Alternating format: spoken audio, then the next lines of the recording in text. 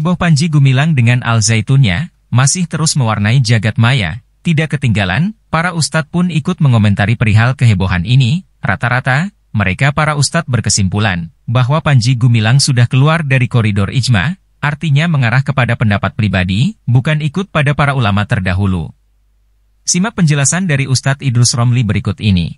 Pertanyaan yang ketiga, ada pesantren di mana itu? Di Jawa Barat. Di Jawa Barat itu namanya Az-Zaitun. Pendirinya namanya Panji Gumilang. Ya dari dulu memang orang sesat itu. Panji Gumilang ini memang suka aneh-aneh, suka ini sensasi. Karena ada kawan saya ngajar jadi dosen di sana. Cerita ke saya suka sensasi. Bidah terbaru pada waktu sholat hari raya kemarin. Apa? Istrinya berjamaahnya sudah pakai jarak berapa meter itu? 1 meter atau 2 meter, istrinya ada di depan. Kalau secara fikih bagaimana? Kalau misalnya sholat berjamaah, ada salah seorang perempuan ada di sini. Batal apa enggak? Menurut mazhab Imam Syafi'i tidak batal. Asal gak bersentuhan. Kalau sholat sambil pegang-pegang, ya batal karena wudunya batal. Kalau menurut Imam Hanafi, batal itu. Dalam kasus Panji Gumilang, perempuan ada di depan. Mazhab Syafi'i tidak batal. Tapi walaupun gak batal, itu sesat. Bid'ah sesat. Mengapa bid'ah sesat? Karena di dalam hadis aturan as-shaf itu khairu sufufir, sabda Rasulullah SAW, khairu sufufir rijal awwaluha wa syarruha akhiruha. Sebaik-baik as-shaf laki-laki dalam sholat itu di depan. Yang di belakang yang paling jelek. Itu shafnya laki-laki. Kalau perempuan sebaliknya, wa khairu sufufin nisa akhiruha. Kalau shaf perempuan yang paling baik yang di belakang. Wa syarruha awwaluha, shaf perempuan yang paling jelek yang di depan. Mengapa? Karena di depan jumpa laki-laki di depannya. Yang laki-laki jumpa perempuan di belakang. Makanya paling jelek. Yang baik yang di belakang. Itu aturannya. Nah, kalau ada perempuan ada di shaf paling depan, ya di belakangnya laki-laki itu jelek. Gimana kalau perempuan ada di depan di belakang imam? Kan tambah jelek itu. Kadang ada yang bilang itu yang perempuan sudah tua. Itu tua menurut yang muda. Bagi yang seusia oke-oke aja itu. Jadi begitu sama saudara. Ini di antara ajarannya ya, ajarannya Az-Zaitun. Kemudian katanya di sana, ini dari orang-orang yang ngasih informasi. Kalau sholat Jumat di sana itu di bagian depan ada beberapa kursi menghadap jamaah. Ustadz-ustadznya waktu khutbah duduk di situ. Kayak tabligh akbar ada VIP duduk di depan begitu. Itu khutbah Jumat. Dan itu gak ada juga di dalam kitab-kitab fikih ngarang mereka. Jadi Az-Zaitun ini ya memang kalau dilihat dari situ termasuk aliran aneh-aneh dan sesat. Karenanya saudara-saudara perlu diingatkan kalau punya tetangga, punya kawan, saudara jangan masuk di situ, bahaya. Sangat bahaya. Ya, karena aliran sesat itu. Berikutnya komentar Buya Yahya. Saya bilang mazhabku adalah Bung Karno. Kita ikut ulama. Nggak boleh kita orang awam pakai cara-cara sendiri, buka-buka Quran sendiri, buka hadis, cari hukum sendiri, wah terjerumus nanti. Maka kita harus ikut ulama. Dan ulama yang kita ikuti harus ulama yang memang betul-betul ahli di bidang tersebut, ilmu agama, ilmu fikih. Dan untuk dikatakan ulama itu adalah ahli di bidangnya, tentunya di saat orang pada melihatnya, menyanjungnya, mendukungnya. Makanya ulama yang seperti ini adalah ya ulama-ulama seperti Imam Syafi'i, Imam Malik, Imam Ahmad, karena beliau adalah seorang ulama yang ternyata ilmunya dikukuhkan oleh murid-muridnya. Dikukuhkan oleh murid-muridnya, bahkan dijelaskan terus, didiskusikan muridnya, berkembang sampai hari ini.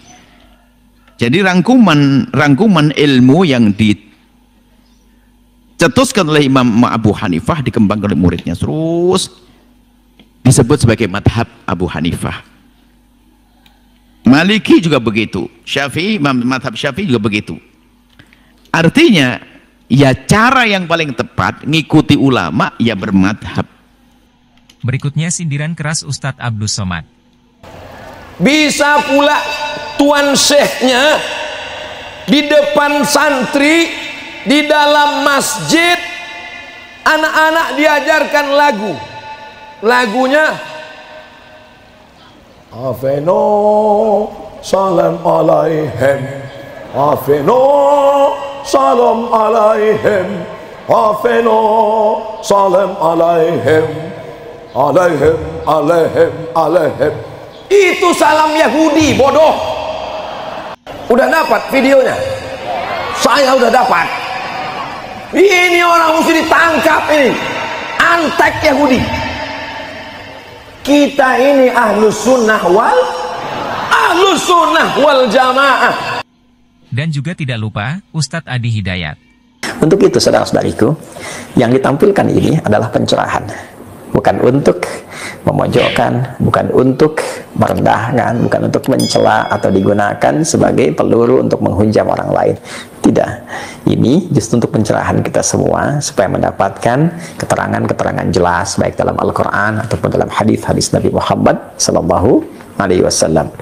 Tentu setiap aktivitas telah dilatar belakangi oleh motivasi, mungkin juga memiliki argumentasi, tapi demikian pandangan para ulama yang disampaikan, baik dari segi adabnya, runtutan dari dalil-dalilnya, argumentasinya, sampai sikap kita menghamba di hadapan Allah Subhanahu wa Ta'ala.